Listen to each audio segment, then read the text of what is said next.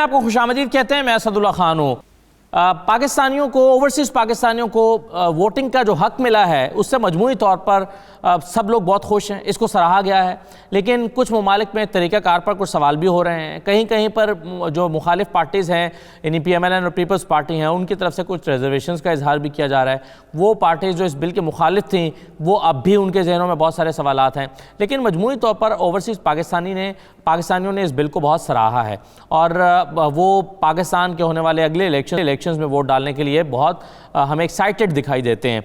आज के प्रोग्राम में हम इसकी अहमियत पर बात करेंगे, जो जनरली फीडबैक आया है, रद्दअमल आया ओवरसीज़ पाकिस्तानियों का, उस पर बात करेंगे और देखेंगे कि तरीक़ाकार के हवाले से क्या ऑप्शंस हैं और क्या सवालात हैं। तो मेरे साथ आज जो मेहमान मौजूद हैं उनका मैं तारुफ हूं। शाहिद रांझा साहब हमारे साथ मौजूद हैं, chairman Pakistan overseas forum Canada. बहुत शुक्रिया शाहिद रांझा साहब, आपको खुशामदीद कहते हैं प्रोग्राम में। वकास गोंदल साहब हमारे साथ मौजूद हैं, president overseas Pakistan forum Canada.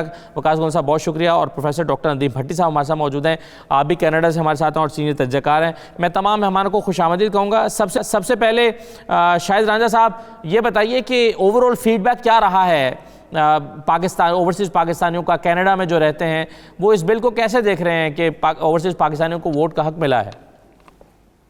बिस्मिल्लाहिर्रहमानिर्रहीम। सबसे पहले तो असद भाई मैं आपको बताता चलूँ कि मैं न्यूयॉर्क में रहता हूँ और जो वकास गोंदल साहब हैं वो हमारे कनाडा के पाकिस्तान ओवरसीज़ फोरम के सदर हैं और मैं जो दुनिया के 45 ममालिक में पाकिस्तान ओवरसीज़ फोरम है उसका चेयरमैन हूँ।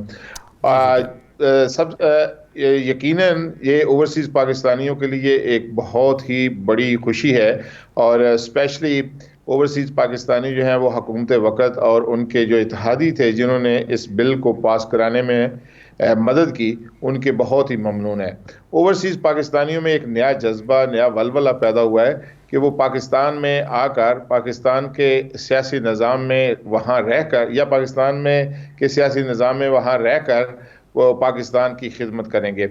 इससे इंशाअल्लाह ताला मुझे उम्मीद है कि न सिर्फ पाकिस्तान का एक सियासी कल्चर तब्दील होगा बल्कि ओवरसीज़ पाकिस्तानी अपना हक़ राय दही इतना आसान तरीके से इस्तेमाल करेंगे जिससे पाकिस्तान को एक जानदार और अच्छी क़ियादत मुयस्सर होगी। क्योंकि ओवरसीज़ पाकिस्तानी जो है उनके वोट को ना ख़रीदा जा सकेगा और ना ही उनके वोट को वरगलाया जा सकेगा, बल्कि ये जो लोग धांधली धुंधली का इल्ज़ाम लगा रहे हैं, ओवरसीज़ पाकिस्तानी मैं समझता हूँ कि अपने वोट की खुद हिफाजत करना भी जानते हैं। बल्कि आज जितने पाकिस्तान की मईशत में जो ओवरसीज़ पाकिस्तानियों का किरदार है, माजी में भी और आज भी हर कोई हुक्मरान जो है वो इसका तज़किरा करता है कि ओवरसीज़ पाकिस्तानियों का पाकिस्तानी मईशत में बहुत ज़्यादा किरदार है, मगर सियासी अमल में इन्हें हिस्सादार बनाने से ये लोग कुतराते थे। और आज भी जो जब कानून साजी हो रही थी तो हम उसको न सिर्फ गहरी नज़र से देख रहे थे बल्कि हमें पता चला कि कौन कौन ओवरसीज़ पाकिस्तानियों के हक में है और कौन कौन इस बिल के मुखालिफ है। हम अभी कुछ नहीं कहते, लेकिन हम इन लोगों का भी इंशाअल्लाह ताला वोट के ज़रिए मुहासबा करेंगे। ओवरसीज़ पाकिस्तानियों को जो खुशी इस राइट के ज़रिए मिली है वो मेरा ख्याल है कि माजी में 72 साल में आप अमेरिका के हवाले से बात कर रहे हैं रांझा साहब, या 45 मुल्कों का फीडबैक आपको आया है और आप उसका इजहार कर रहे हैं?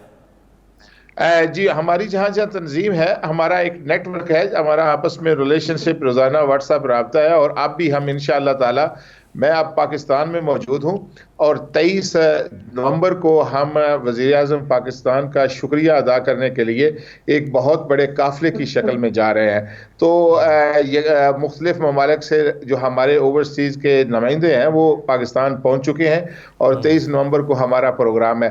तो मैं बासियत Pakistan overseas chairman Pakistan overseas forum जो 45 ममालिक में हमारी तंजीम है, मैं उनके हवाले से बात कर रहा हूँ कि वो लोग न सिर्फ खुश हैं बल्कि हुकूमत वक़्त और उनके इत्तेहादियों के ममनून हैं। सही है, बिल्कुल सही है। वकास गोंदल साहब, कनाडा में हम देखते हैं कि कनाडा की सियासत में भी पाकिस्तानी जो है वो बहुत ज़्यादा अहम किरदार अदा कर रहे हैं, बड़ा मुतहरिक किरदार अदा कर रहे हैं, बड़ा बढ़ चढ़ कर हिस्सा लेते हैं, इलेक्शन लड़ते हैं, मकामी सतह पर भी लड़ते हैं, पार्लियामेंट में भी जाते हैं। पाकिस्तान के अंदर जब वोटिंग का राइट उनको मिला है तो जनरली यहाँ कनाडा में क्या फीडबैक रहा है? जी बहुत शुक्रिया। मैं बताता चलूँ कि अभी ठीक 1 महीना पहले चेयरमैन शाहिद रांझा साहब की सरपरस्ती हमने कनाडा में एक इवेंट भी करवाया जिसमें वज़ीर आज़म के तर्जुमान जो हैं डॉक्टर शहबाज गिल साहब मेहमान खुसूसी थे और एक हमारे मेंबर पार्लियामेंट गुरेज अफसर चंद साहब मौजूद थे उस प्रोग्राम का मकसद, उस कन्वेंशन का मकसद एक भरपूर मुतालबा करना था पाकिस्तानियों की तरफ से, कैनेडियंस ऑफ पाकिस्तानी ओरिजिन की तरफ से, पाकिस्तान ओवरसीज फोरम के ज़ेर तमाम, कि हमें वोटिंग का राइट दिया जाए। और जिस तरह से हमें कुछ जो खदशात थे उनका इजहार ख्याल हमने किया। तो जैसे ये बिल पास हुआ है, आप यकीन करें कि हमें मुबारकबाद के फोन आए कि भाई आप लोगों ने भी कोशिश की। चेयरमैन राजा साहब पिछले 2 साल से इस पे काम कर रहे थे, बल्कि 2 साल से नहीं, पिछली 2 दहाइयों से मैं कह सकता हूँ। इनके पुराने खतूत और जो मरासले थे वो मौजूद है रिकॉर्ड पे। तो ये बहुत बड़ा काम हुआ और यकीन करें यहाँ पे पाकिस्तानी कैनेडियन कम्युनिटी में खुशी की लहर दौड़ रही है। उन्होंने एक दूसरे, और आप लोग तैयारी पकड़ रहे हैं आज से, ऑलरेडी लोगों ने कैंपेन के प्लान बनाने शुरू कर दिए हैं कि डिपेंडिंग उनके किस तरह की राइट्स दिए जाते हैं, वोटिंग का सिस्टम क्या होएगा। ऑलरेडी सियासी जमातों के जो है वो सरकर्दा जो है उनके राब्ते शुरू हो गए कि अब आइंदा इलेक्शन के लिए हमने कैंपेन कैसे करनी है। तो राजा साहब ने बिल्कुल ठीक था कि एक क्वालिटी वोट जो है वो पड़ेगा। इसको ना तो गली और नाली के चक्कर में खरीदा जा सकता है, एक वेल इन्फॉर्म्ड वोट पड़ेगा। ये वो कम्युनिटी है जो बाहर रहती है, जो कि दुनिया के हालात देखती है, दुनिया की लीडरशिप देखती है, सियासी जमातों के एजेंडे देखती है, मंशूर देखती है, और उसकी बेस पे ये वोट देती है, और जिस तरह का वोटिंग राइट होना चाहिए। तो ये जो है यकीनन बहुत बड़ा काम है। हमें जब इतनी बड़ी तादाद में मुबारकबाद के पैगाम आए तो उससे भी हमें पहले भी अंदाजा था, लेकिन उससे हमें लगा कि वाकई हमने कुछ एफर्ट किया और लोगों ने उसको पसंद किया। सही है। प्रोफेसर डॉक्टर नदीम भट्टी साहब, इसमें 2 तरह का रवैया उन जमातों की तरफ से सामने आया है जो इसकी मुखालिफत कर रही थी। उनमें से कुछ लोग तो ऐसे हैं जो अभी भी इस पर डटे हुए हैं कि ये नहीं होना चाहिए था, ये गलत हुआ है। लेकिन कुछ लोग दरमियानी रास्ता इख्तियार कर रहे हैं और वो कहते हैं नहीं नहीं, हम तो इसके मुखालिफ नहीं थे, हम तो तरीक़ाकार को वज़ा करने की बात करते थे, हम तो कहते थे कि जी मुतनासिब नुमाइंदगी का निज़ाम भी साथ में लाया जाए, तो हम इसके मुखालिफ नहीं हैं। तो उन्होंने ओवरसीज़ पाकिस्तानियों की मुखालिफत, क्योंकि ज़ाहिर है वोट भी लेने, तो उससे उसको मद्देनज़र रखते हुए एक और रास्ता इख्तियार किया है। आपके ख्याल में सवाल मेरा यह है कि जो मुखालिफ नुक्ता नज़र है वो क्यों है? मतलब इसके ओवरसीज़ वोटर्स को वोटिंग, ओवरसीज़ पाकिस्तानियों को वोटिंग राइट देने की मुखालिफत किस बुनियाद पर की गई है? अच्छा, पहले तो मैं बहुत शुक्रिया आपका, आपने मुझे इस प्रोग्राम में लिया। देखिए बात यह है, मैं अभी recently I went to Saudi Arabia. मैं वहाँ की गवर्नमेंट के एडवाइजर के तौर पर काम करता था। मुझे सऊदी मार्केट का भी थोड़ा अंदाजा है और कनाडा में भी। सऊदीया में अराउंड 25-26 लाख पाकिस्तानी रहते हैं और बहुत बड़ी तादाद कनाडा में भी पाकिस्तानी की है। ये पहली बात तो यह है कि लोग बहुत खुश हुए हैं। Forget about political parties in Pakistan, जो लोग ओवरसीज काम कर रहे हैं वो बहुत खुश हैं इस बात पे। उसकी वजह यह है कि बहुत सारे मसाइल थे ओवरसीज पाकिस्तानी के जिनको एड्रेस करने वाला पाकिस्तान में कोई नहीं था। किसी की जमीनों में कब्जा हो रहा है, किसी के बच्चों के एजुकेशन के इश्यूज थे, कहाँ पे कहीं पर उनके हेल्थ के इश्यूज हैं, कहीं उनके मनी ट्रांसफर प्रॉब्लम हुआ था, लेकिन उनकी नुमाइंदगी करने वाला कोई नहीं था। अब एक ऐसे ग्रुप बनेगा जो ओवरसीज पाकिस्तानी की नुमाइंदगी भी करेगा, इसलिए लोग बहुत खुश हैं। अब आगे दूसरा पार्ट जो आपने कहा अपोजिशन पार्टीज का, मुझे लगता है कि उनका जो एक तो मुखालफत भी होती है, लेकिन कुछ ना कुछ उनकी बातों में वजन इस तरह से है कि इसकी जो ट्रांसपेरेंसी है वो कैसे होगी। वो अभी तक गवर्नमेंट जो है वो डेफिनेट एक प्रोसीजर नहीं अनाउंस कर सकी कि इलेक्शन ये कैसे होगा।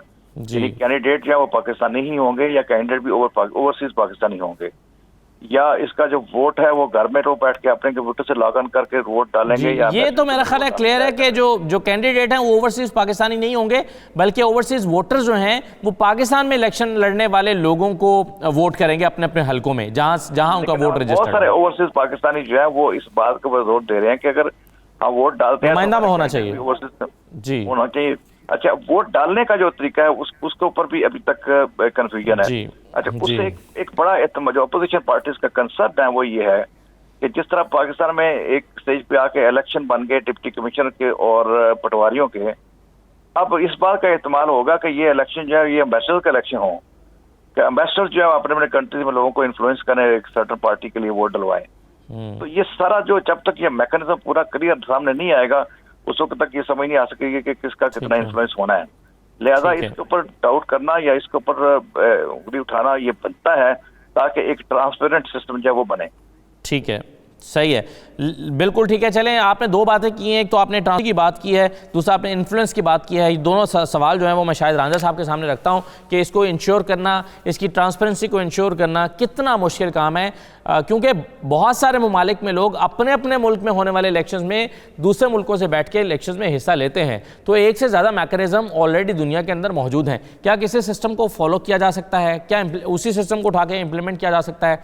हमारे पास कई रास्ते हो सकते हैं, मल्टीपल चॉइसेस हो सकती हैं, तो क्या रास्ता है इस पर? शायद राना साहब क्या कहते हैं, ब्रेक के बाद वापस आते हैं।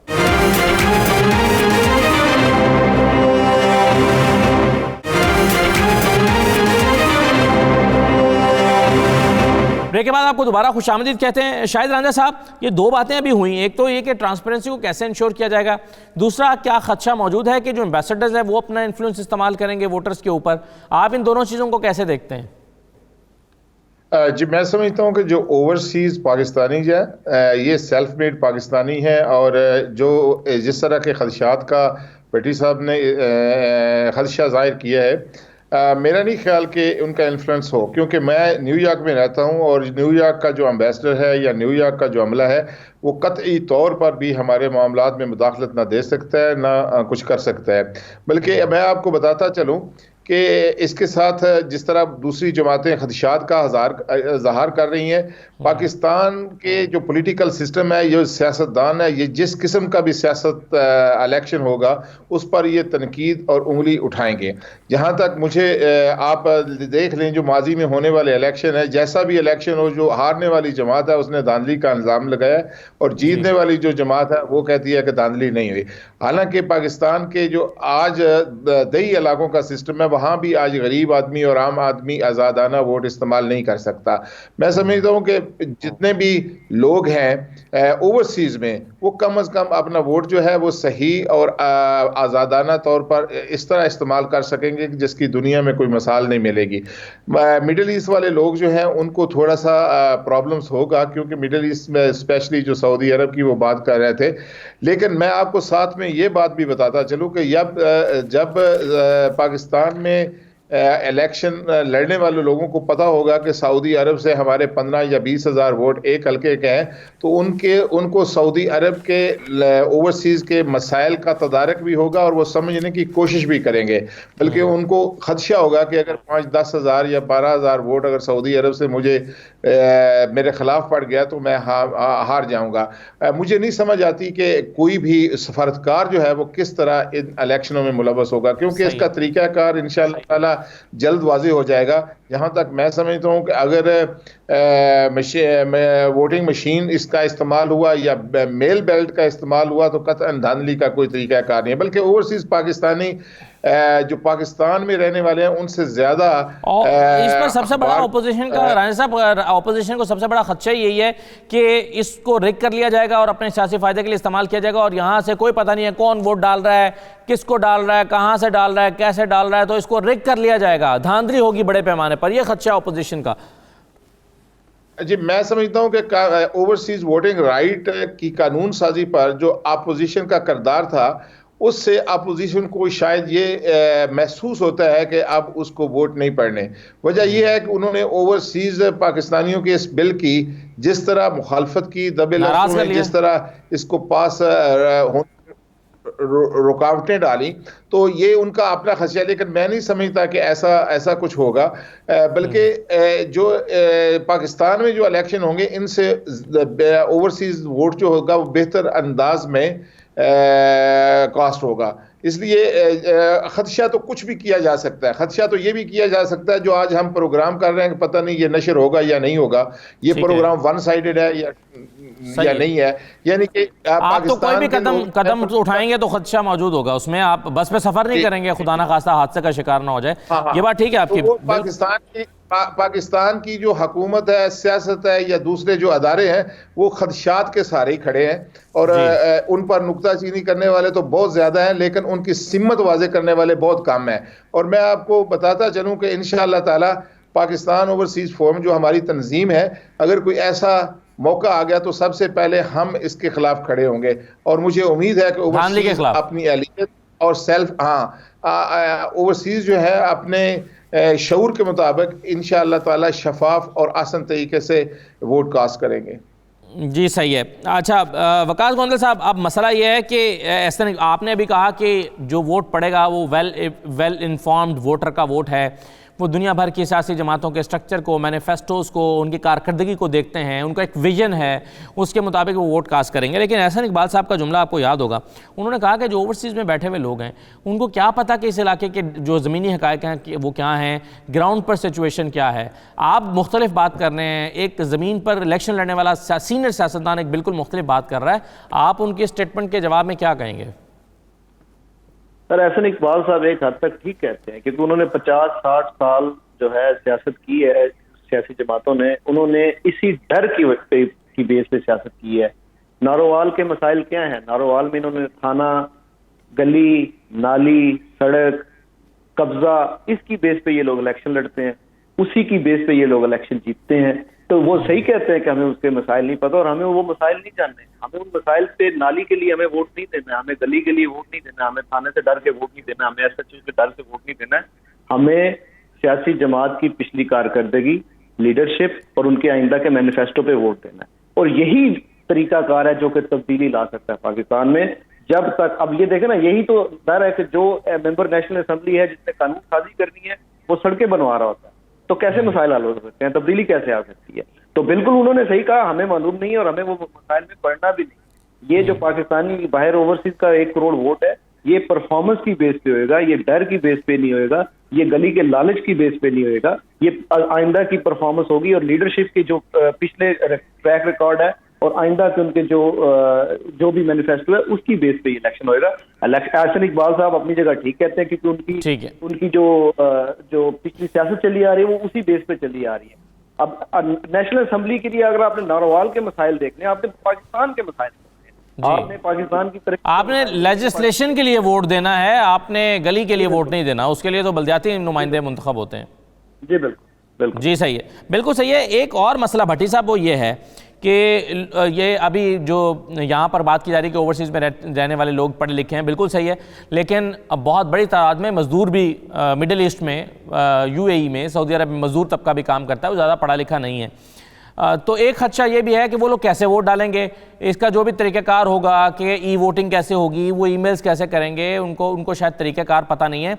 क्या आपके ख्याल में ये वाला खदशा वज़नदार है, या फिर ये कि एक शख्स यहाँ से उठकर एक इमिग्रेशन को क्रॉस करता है, वो ट्रैवल करता है, फिर दूसरे मुल्क में पहुँचता है, वहाँ इमिग्रेशन है, वहाँ के कवानीन को फॉलो करता है, वहाँ रहता है, वो कम्युनिकेट करता है, वो इस काबिल तो है, वो चाहे मजदूर भी है, वो कि वोट कास्ट कर सके।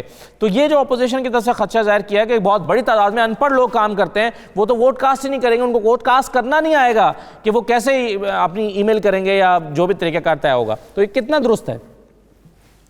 मेरे ख्याल में जैसे अभी आपने ये कहा कि पाकिस्तान के कुछ पॉलिटिशियन का ये ख्याल है कि जो ओवरसीज पाकिस्तानीज हैं उनको पाकिस्तान के मसाइल का अदराक नहीं है। बिल्कुल सिमिलरली बहुत सारे पाकिस्तानी पॉलिटिशियन हैं जिनको ओवरसीज पाकिस्तानीज के बारे में बिल्कुल अदराक नहीं, ज्यादातर हम बाहर रह के हम देखते हैं कि जितनी पॉलिटिकल अवेयरनेस ओवरसीज पाकिस्तानीज के अंदर है उतनी शायद पाकिस्तानीज के अंदर भी नहीं है।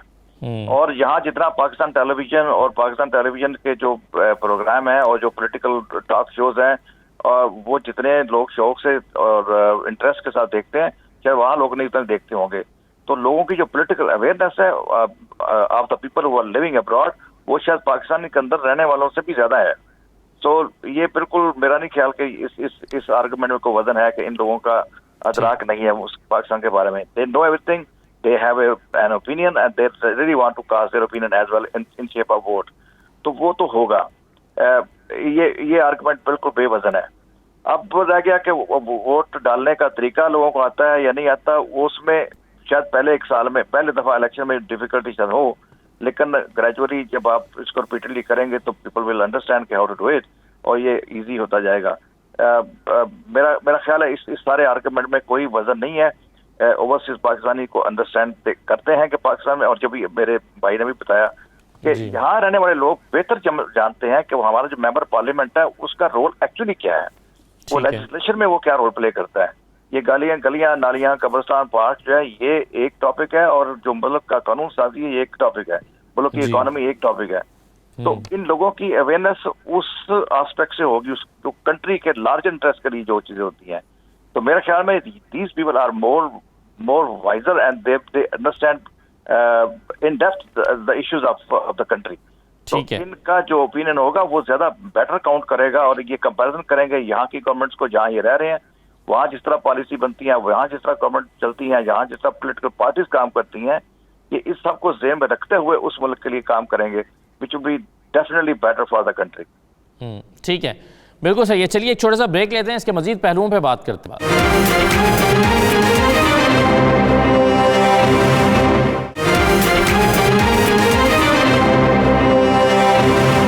ब्रेक के बाद आपको दोबारा खुशामदीद कहते हैं। शाहिद रांझा साहब, ये बताइए कि एक खदशा ये है कि एक तो जैसे भी बात होती कि जी 1 करोड़ वोटर है, अच्छा अब 1 करोड़ वोटर है, इसमें भी डिबेट है कि 1 करोड़ पाकिस्तानी हैं या वोट सारे के सारे वोटर तो नहीं होंगे। अच्छा, फिर दूसरा ये है कि बहुत सारे ऐसे लोग हैं जो वहाँ के बॉर्न हैं, वहीं पर उनका ब्रॉटअप हुआ है, वहीं के वो उर्दू बोलना भी नहीं जानते, अब पाकिस्तान आना जाना भी नहीं है, तो ऐसे लोग ज़्यादा इंटरेस्ट नहीं लेते पाकिस्तान की पॉलिटिक्स में, तो वो तादाद भी कम हो जाएगी। फिर ये कि पिछली मरतबा जो इलेक्शन हुए तो शायद सिर्फ 7,000 लोगों ने जो है वो रजिस्टर किया था वोट डालने के लिए। तो आप कैसे देखते हैं कि अमली तौर पर कितने लोग पार्टिसिपेट करेंगे इस इलेक्शन में? क्या गर्मजोशी होगी या बस बराए नाम लोग पार्टिसिपेट कर रहे होंगे? देखें, जब आप ओवरसीज पाकिस्तानियों को बाकायदा सियासी अमल का हिस्सा बनाने जा रहे हैं, तो एक अच्छी बात यह है कि जो हमारी नई जनरेशन है उसको भी पाकिस्तान के सियासी अमल के साथ दिलचस्पी पैदा होगी, और हमारी ख्वाहिश होगी कि हम पाकिस्तान को जिस तरह बेहतर अंदाज में चलाएं, और बेहतर अंदाज में पाकिस्तान जब आगे बढ़ेगा तो हो सकता है कि हमारी वो जो नई जनरेशन है वो पाकिस्तान वापस आ जाए।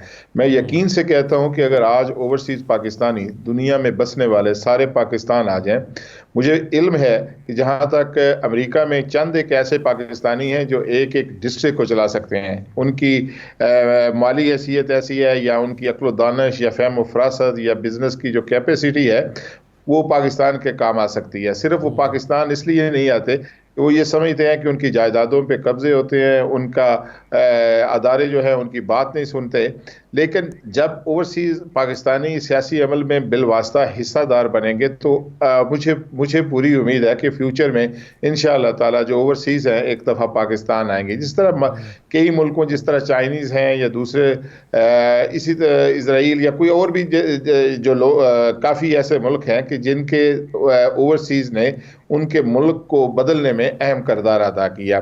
तो अभी जिस तरह आप वोट कास्टिंग का कह रहे थे कि कितने वोट कास्ट होंगे, पहले भी पाकिस्तान के अंदर भी अगर कास्टिंग का हिसाब लगाया जाए तो 50% तक बामुश्किल तो टर्न आउट इतना ही रहता है। तो लेकिन जहां तक मुझे इल्म है कि इंशाअल्लाह ताला एक आध दफ़ा अगर टर्न आउट कम भी हुआ तो ये जो पाकिस्तान में उनके नुमाइंदे होंगे जो खड़े होंगे उनके हलकों से, ये खुद वोट कास्ट करेंगे, ये उनको उनके मसाइल सुनेंगे, ये ओवरसीज़ पाकिस्तानियों की तकलीफ़ को महसूस करेंगे। मैं अक्सर कहता हूँ, मेरा ताल्लुक डिस्ट्रिक्ट मंडी बहाउद्दीन से है, और यहाँ जो हमारे 2 MNA के हलके हैं इनमें तकरीबन 35 से 40 हज़ार वोट है, और ये 35 से 40 हज़ार जो वोट होगा ये हार जीत का फैसला करेगा कि किसने हारना है या किसने जीतना है। अगर ओवरसीज के मसाइल का तदारुक इन्हें ना हुआ तो ये वोट उन्हें नहीं पड़ेगा, उस कैंडिडेट को ये वोट जाएगा जो ओवरसीज से मोहब्बत भी करेगा, ओवरसीज के मसाइल भी समझेगा, उसकी प्रॉपर्टियों पे कब्जा भी नहीं होने देगा। ये बहुत से, और हो सकता है अभी हमें वोट देने का हक हासिल हुआ है, लेकिन हो सकता है कि आइंदा इलेक्शन तक हम वोट लेने के भी हकदार हो जाए। हमारे बहुत से ऐसे ओवरसीज हैं कि जो पाकिस्तान में आकर पाकिस्तान की खिदमत करना चाहते हैं। पहले भी अगर आप देख लें तो पाकिस्तान की जो मेजर मिनिस्ट्रीज है उन पे ओवरसीज पाकिस्तानियों को ही किसी न किसी तरीके पे लाया जा सकता है। खजाना को ही ले लें, अभी तक कई दफ़ा वज़ारत ख़ारजा को ही ले लें, वो बसा औक़ात जो है वो ओवरसीज़ पाकिस्तानियों को ही लाया जाता है ताकि वो इसको बेहतर तरीके से मतलब गवर्नर स्टेट बैंक को ले लें, या और भी तारिक मलिक साहब जो है नादरा के चेयरमैन, उनको ले लें।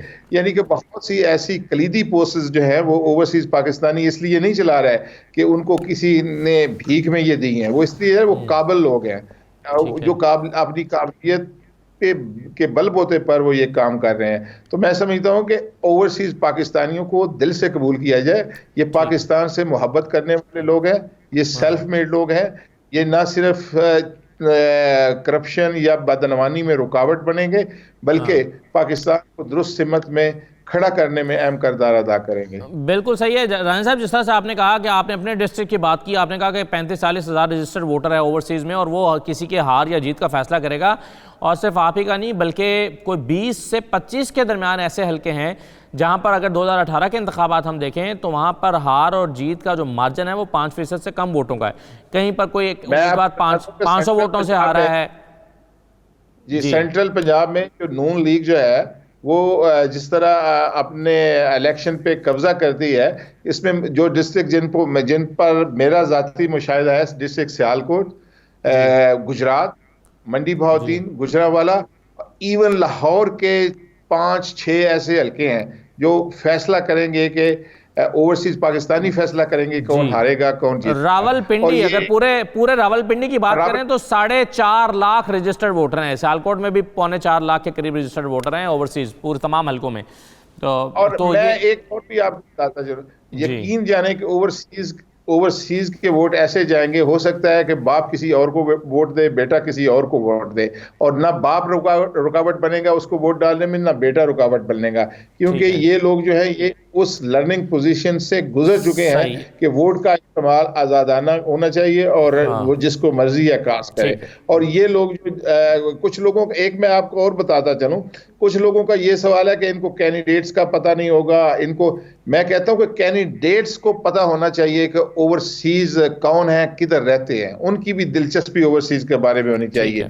और जो मुल्की मईशत में रीढ़ की हड्डी हैं, जो बजट का एक खास हिस्सा आपको भेजते हैं, तो इंशाअल्लाह ताला हम इस वोट को ज़ाया नहीं होने देंगे, बल्कि हम इसका एहतराम करेंगे और कराएंगे। अगर किसी ने इसमें कोई खलल डाला तो हम खुद उसके सामने दीवार बनकर खड़े हो जाएंगे। सही है।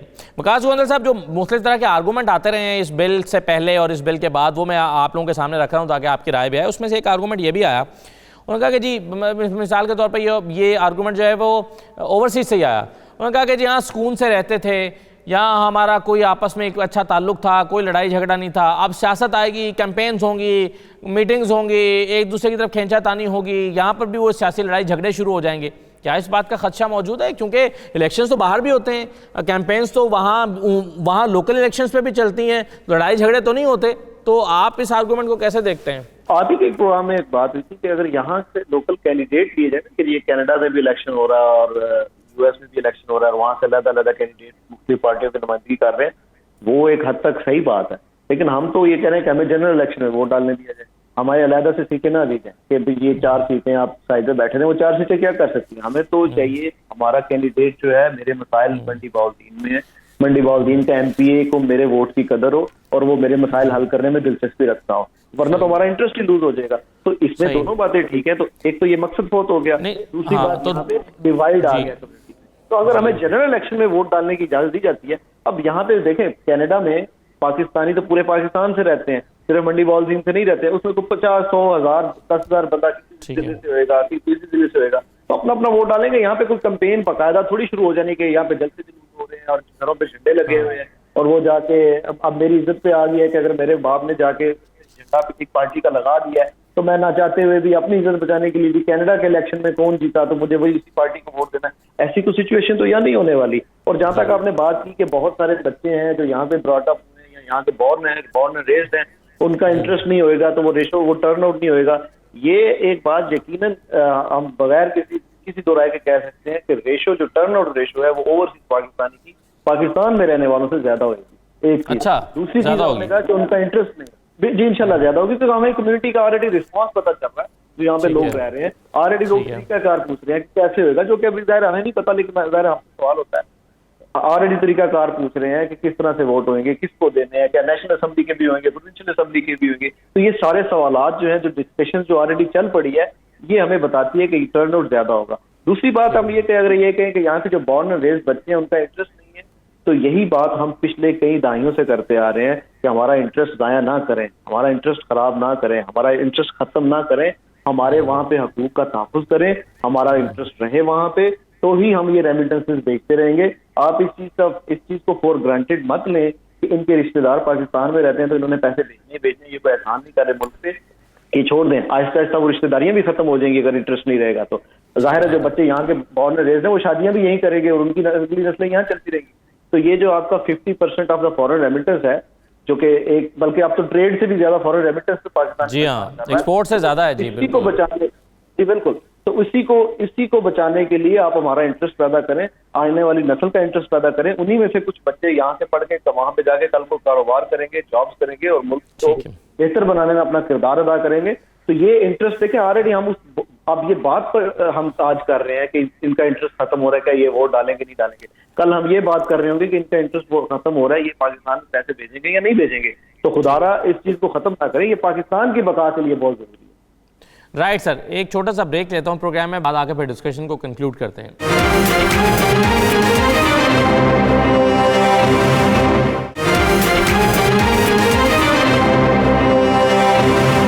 ब्रेक के बाद दोबारा खुशामदीद कहते हैं। भट्टी साहब, ये बताइए कि अभी ये तरीक़ाकार शायद वज़ा होना है, आपके ख्याल में आपने भी मुख्तलिफ निज़ामों को स्टडी किया होगा वोट डालने के। अब यहाँ पर ज़ाहिर है कोई जर्मन शहरी रहते होंगे, फ्रांसीसी रहते होंगे, कोई इंडियन रहते होंगे, कोई अमेरिकी रहते होंगे कनाडा में, ये अपने अपने मुल्कों के इलेक्शन में वोट डालते हैं, मुख्तलिफ तरीका इख्तियार किया जाता होगा। आपके ख्याल में बेस्ट तरीका कौन सा है जो आप सजेस्ट करना चाहेंगे वोट डालने का? जी मेरे ख्याल में जैसे अभी गोंदा साहब बता रहे थे कि टर्नओवर तो बहुत ज्यादा होगा, यहाँ के बच्चे बड़े कंसर्न है पाकिस्तान के बारे में, वो पाकिस्तान के बारे में जानना चाहते हैं, पाकिस्तान के बारे में अपनी राय देना चाहते हैं, पाकिस्तान को बेहतर बनाने के लिए कंट्रीब्यूट करना चाहते हैं, लिहाजा वोट तो लोग देंगे। अच्छा, अब तरीकाकार क्या होगा इसमें? हमारे पास ऑप्शन जो है वो बचती, जो बेस्ट ऑप्शन इस वक्त है वो ई वोटिंग ही है। इलेक्ट्रॉनिक वोटिंग हो, और जिसमें जैसे पाकिस्तान में काम कर रहे हैं इसके ऊपर, अभी लेजिस्लेशन भी होगी इसके ऊपर कि मशीन के ऊपर जाकर वोट लोग डालें। That will be quicker, faster and cheaper way of voting. मेरे ख्याल में यही एक काम होगा जो कन्वीनियंट है। सही है। अच्छा गोंदा साहब, अभी आपने क्वेश्चन है, अभी इस पे भी बड़े क्वेश्चन है कि इसकी वैलिडिटी कितनी है, इसमें एक्यूरेसी कितनी है, और अभी तक अभी जो रिसेंट सर्वे हुआ है इंस्टीट्यूट फॉर डेमोक्रेसी वालों ने किया, और उन्होंने 184 कंट्रीज को सर्वे किया, जिसमें से पता चला है कि अराउंड 147 कंट्रीज ने 142 कंट्रीज ने बिल्कुल यूज नहीं किया इलेक्ट्रॉनिक वोटिंग। जी जी, तो बहुत छोटी तादाद है कंट्री की जिन्होंने वोट यूज किया, लेकिन ये कोई आर्गुमेंट नहीं है। जी सही है। हमें अब चूंकि जैसे इलेक्ट्रॉनिक बैंकिंग हो रही है सारी, और बैंकिंग को सेफ बना दिया गया हुआ है, तो इसी तरह वोटिंग को भी सेफ बनाया जा सकता है। ये सारा वर्केबल है और इसके ऊपर काम करना चाहिए। मेरा ख्याल है कि E voting is the best option for overseas Pakistanis, even for Pakistanis too, कि जिसको आप यूज करें और उस टेक्नोलॉजी को यूज करते हुए, और उसके अंदर जो सेफ्टी मैयर है, जो सिक्योरिटी के सिस्टम्स हैं, उनको यूज करते हुए इसको सेफ और सिक्योर बनाया जाए, तो इसको यूज किया जाए। ठीक है। वकास गोंदा साहब, आप तो ये बात कर रहे हैं ना कि पाकिस्तान में जो लोग इलेक्शन लड़ रहे हैं, यानी आपका पाकिस्तान में आपके हल्के का जो नुमाइंदा है, आपको उसको चुनने का हक दिया जाए, और इसकी अहमियत पर आप बात कर रहे थे। लेकिन अगर ओवरसीज पाकिस्तानियों के लिए पार्लियामेंट के अंदर अलग नशिस्तें मखसूस करके उनको वोट का इख्तियार उन्हीं के लिए दिया जाए कि आपके जो नुमाइंदे हैं यहाँ पर पाकिस्तान की पार्लियामेंट में, आप उन्हीं को वोट कर सकते हैं, इसका क्या फ़ायदा या नुकसान होगा? सर मेरा ख्याल है इसका फ़ायदा कम और नुकसान ज़्यादा होगा, क्योंकि जो पूरा मकसद है ओवरसीज के वोटिंग का, अब कितनी सीटें आप देंगे? क्या हर मुल्क से एक सीट देंगे आप? पाकिस्तानी तो दुनिया के ऑलमोस्ट 100 ममालिक में मौजूद है, क्या 100 सीटें आप देंगे? ऐसा आप एक यूरोप से दे देंगे, आप एक खत्ते से एक दे देंगे, कभी एक अमेरिका से दे देंगे, बिल्कुल सही बात। ऐसा नहीं हो सकता, क्योंकि पूरे अमेरिका से अगर एक नुमाइंदा, तो उस तक पहुंच कैसे हुई? हाँ ठीक है, ठीक। देखिए मेरा मसला कनाडा में रहते हुए तो मुझे कोई मसला नहीं है पाकिस्तान गवर्नमेंट से। मेरा मसला तो मंडी बॉलदीन में है कि मंडी बॉलदीन में मेरी जमीन है, मेरे रिश्तेदार हैं, तो मेरा तो वो मसला हल होना चाहिए। तो मुझे वोट का हक इसलिए दिया जाए कि मैं अपना नुमाइंदा चुनूं जो कि मंडी बॉलदीन में मेरी जमीन पे कब्जे को रोक सके, जो मंडी बॉलदीन में मेरे मसाइल हल कर सके। कनाडा में मैं यहाँ टोरंटो में बैठा हुआ हूँ, यहाँ पे वो मेरा क्या मसला हल कर, तो यहाँ का जो नुमाइंदा होगा जो यहाँ से जाके पार्लियामेंट में बैठेगा, मेरा उसके लिए तो कोई मसला ही नहीं है। और दूसरी बात, और उसको कितना का इख्तियार होगा, हर पार्टी से 4 बंदे कितनी का एफर्ट कर सकते हैं और उनके वोट की क्या वैल्यू होगी। तो हमें ये लगता है कि वोट की जो वैल्यू है वो यही है कि हम जनरल इलेक्शन में अपने हल्के का नुमाइंदा चुने जिसको हमारे वोट की कदर हो, और आइंदा इलेक्शन में उसके ज़हन में हो कि अगर मैंने ओवरसीज पाकिस्तानियों के खिलाफ या इनके तहफ़्फ़ुज़ात जो दूर ना किए तो मुझे इलेक्शन में ये वोट नहीं पड़ेंगे। और दूसरी बात देखें, ऐसा नहीं होएगा कि किसी एक बंदे का मसला हल किया और दूसरे का नहीं किया। ओवरसीज पाकिस्तानी अब एक बरादरी बन चुके हैं, अब हमारे मसाइल सेम हो चुके हैं। हम एक दूसरे के मसाइल अपने भाइयों से ज्यादा समझते हैं। मेरा भाई जो अगर गांव में रहता है वो मेरे मसाइल कम समझता है, बजाय इसके कि जो एक ओवरसीज पाकिस्तानी जो यूरोप में रहता है वो मेरे मसाइल को ज्यादा समझता है। तो हम एक दूसरे के साथ मिलकर कंबाइंड एफर्ट होएगी कि जिस बंदे का, जिस कैंडिडेट का, जिस पार्टी का रवैया ओवरसीज के लिए किस तरह का है, उसकी बेस पे ये इलेक्शन लड़ेगा, वोट लिया जाएगा। ऐसा नहीं होगा कि अगर एक बंदे ने मेरा जाती काम कर दिया लेकिन ओवरसीज का रवैया उसके खिलाफ है, ओवरसीज के लिए उसका रवैया ठीक नहीं है, तो वो मुश्किल हो जाएगा उसका वो इलेक्शन लड़ना। तो ये ओवरऑल बेसिकली पॉलिसी चेंज होएगी कि तमाम ओवरसीज जो बाहर रहते हैं उनके हकूक को प्रोटेक्ट किया जाए ताकि ये आइंदा हमें वोट मिले। और हम ये बात करते हैं कि भाई ये जो हमारे तहफ़्फ़ुज़ात हैं या जो हमारे हकूक है ये बेसिकली पाकिस्तान की बेहतरी के लिए है, इन्हीं को प्रोटेक्ट किया जाए। आपने पीछे सवाल किया कि वोटिंग का जो मैकेनिज्म है, जी आपने बिल्कुल सही बात कहा। अगर हम घर बैठे पाकिस्तान में रोशन डिजिटल अकाउंट खोल सकते हैं जिसके लिए security level, security measures, identification के मेजर्स जो है वो कहीं ज्यादा होने चाहिए, तो हमारे पास नादरा जो है दुनिया का बेहतरीन आइडेंटिटी वेरिफिकेशन का सिस्टम मौजूद है जो कि उन 47 ममालिक में नहीं मौजूद है, क्योंकि हम यहाँ बाहर रहते हैं। हमारा जो, मुझे ये लगता है कि हमारा जो नादरा का सिस्टम है वो कैनेडियन आईडी वेरिफिकेशन से कहीं बेहतर है। तो हमें उसको यूज करते हुए हमें वोटिंग, ई वोटिंग जो है इसी में टर्नआउट भी ज्यादा होएगा और यही पॉसिबल भी ये है। वरना मुझे ये लगता है कि अगर आप वॉक इन बैलेट हो और इस तरह से पोलिंग बूथ बने हो तो टर्नआउट जो हो तो 10% भी नहीं रह जाएगा।